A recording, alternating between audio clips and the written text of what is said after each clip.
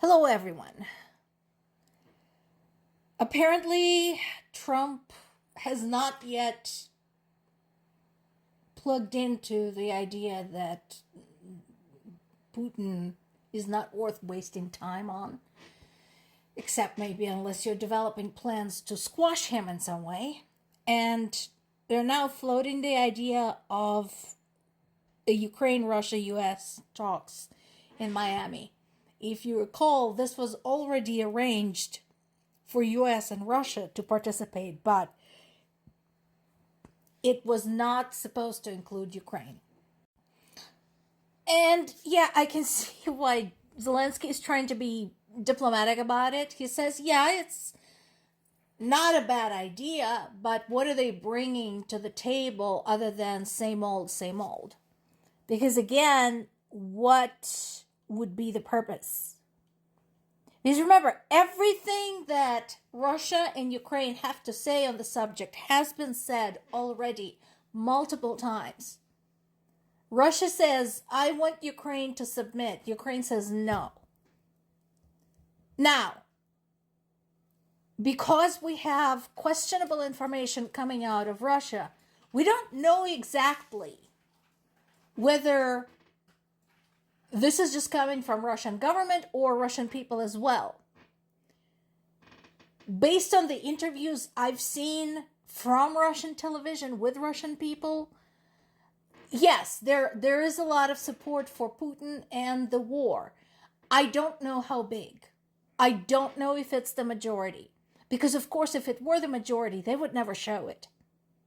It would be dangerous. But that's what's coming from Russia. From Ukraine, we know it's not just the Ukrainian government that is saying no, not gonna.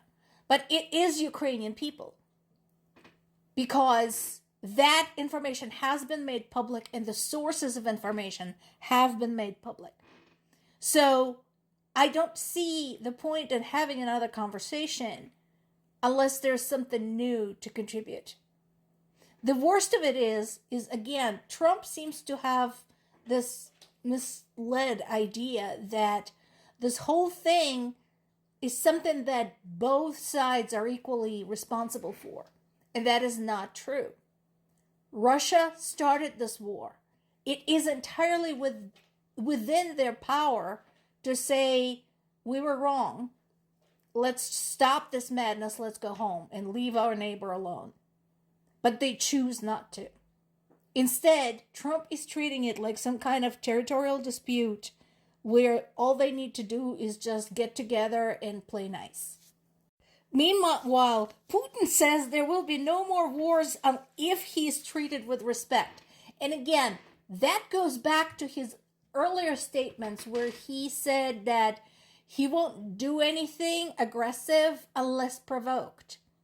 And at the time, we talked how open-ended this is. He can literally declare anything as a provocation. He can literally declare anything as a sign of disrespect. Example, actually we have an example from 2013 when this whole thing started.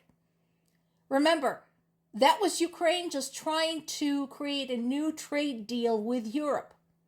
And Putin believed it to be enough of a provocation to interfere, which of course eventually led to the widespread outrage in Ukraine, the overthrow of pro-Russian Yanukovych, and you all know what happened then. So it can literally be anything.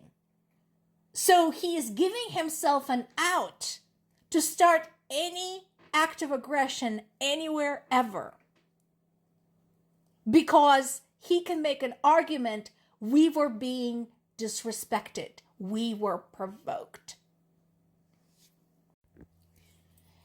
And Ukraine understands that. And again, Ukraine is trying to address the root causes, the foundation of Russia's ability to wage war.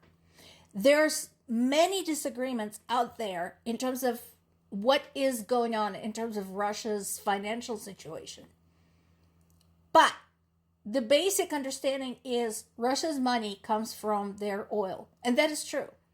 They have vast mineral resources, they have vast oil resources, and that is what is feeding them right now, primarily feeding their military industrial complex. So Ukraine, much like it has been targeting Russia's weapons manufacturing and weapons storage, because the best weapon is the one that never even makes it to the battlefield.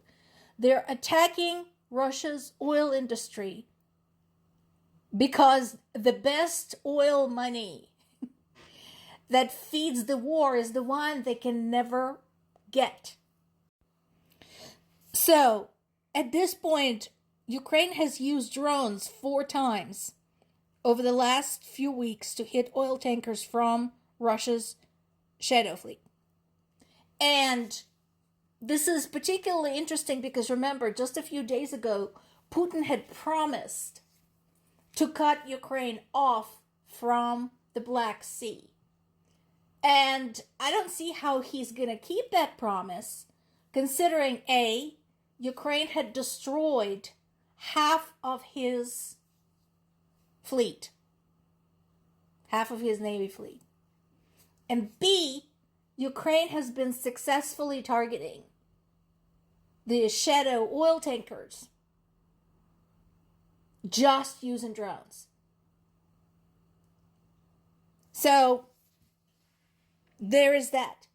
And again, understanding that any mistake, any exposure of Russian civilians to this is going to undermine Ukraine's credibility. They're doing their absolute best to only target the objects that are connected with the war. Meanwhile, there's this. So we talked about multiple attacks on Odessa, and there has been another one, including a bunch of ballistic missiles. During this attack, at least 27 people were wounded and at least 8 people were killed that we know of. So once again, my question is, while this is going on, what is the point in any kind of conversation? Again, Ukraine had offered to have a ceasefire as a starting point, which makes sense.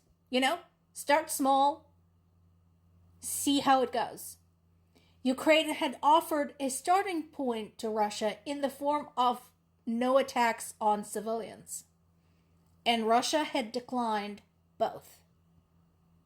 It showed no sign of goodwill. It showed no remorse for continuing to systematically murder Ukrainian civilians. So what is the point? And this comes, remember, on top of all the other shit they have done over the last now almost 4 years.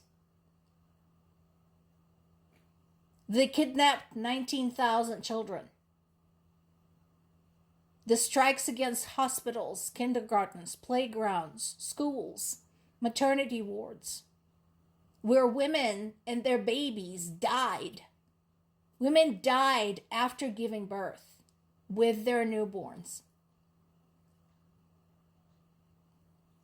After the atrocities of places like Bucha and Irpin, after the decimation of Mariupol, after what they continued to do to Ukrainian cities, Kharkiv, Kyiv, Zaporizhia, Dnipro,